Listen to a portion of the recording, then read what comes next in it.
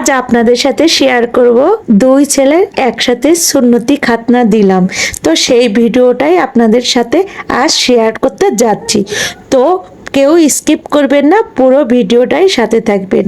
তো আজকে দেখেন সব উল্টোপাল্টা, এত ঝামেলার ভিতরেও আমি যে আপনাদের জন্য একটু একটু ভিডিও ক্লিপ নিয়েছি, এটাই অনেক বড়।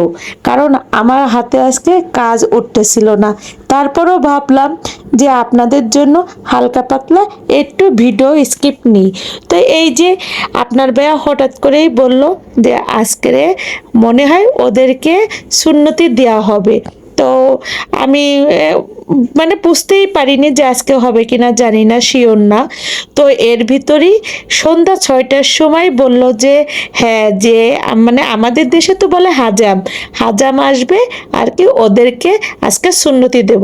তো ওই যেই 6টার সময় বলল, আমি ওই সময় ঝটপট আমি কি করব, নুডলস রান্না করলাম আর কি, নাস্তা দেখতেই পারলেন, এগুলো সব আমার কেনাই ছিল ফ্রিজে। যাই হোক, আর এই যে হঠাৎ করে এর ভিতর কিন্তু আমার দেবরও খুব অসুস্থ, দেখলেই বুঝতে পারতেছেন। দেবরকে নিয়ে ক্লিনিকে দৌড়াদৌড়ি করছি ফুল 1 মাস। আর এই যে দেবর একটু সুস্থ না হতেই আবার আমি মানে এই মুহূর্তেই দুই ছেলের একসাথে দিলাম।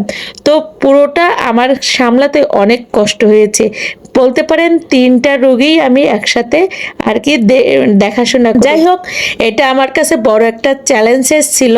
তো এই পাশে প্রথমে আমার মেজো ছেলেকে দিচ্ছিলাম, ওকে তো আমরা খুঁজেই পাইনি। ও ও অনেক খোঁজাখুঁজির পরে ওকে যেয়ে আমরা সোফার তলে আর কি লুকিয়েছিল। আর এই পাশে দেখেন আমার দেবরকে ওর বন্ধুরা দেখতে আসছিল, তো ওরা খুব আনন্দ করতেছিল।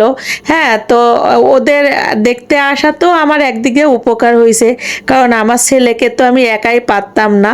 তো ওরা সবাই আমার ছেলেকে খুব মানে কি বলবো, ওরা আমার ছেলেকে ওরা ধরে রাখতেই পারে না। হ্যাঁ, খুব কান্নাকাটি করতেছিল এই পাশে। তো আমার ছেলের সাথে ওরা একটু মানে বুদ্ধ দিতে পারে না, আমার ছেলে বারবার খালি উঠে যাচ্ছিল। তো লাস্টে দেখেন ওরা সবাই মিলে ধরছে। আর এই পাশে আমার ছোট ছেলেকে সুন্নতি দিলাম। ছোট ছেলে অবশ্য নিচে ছিল।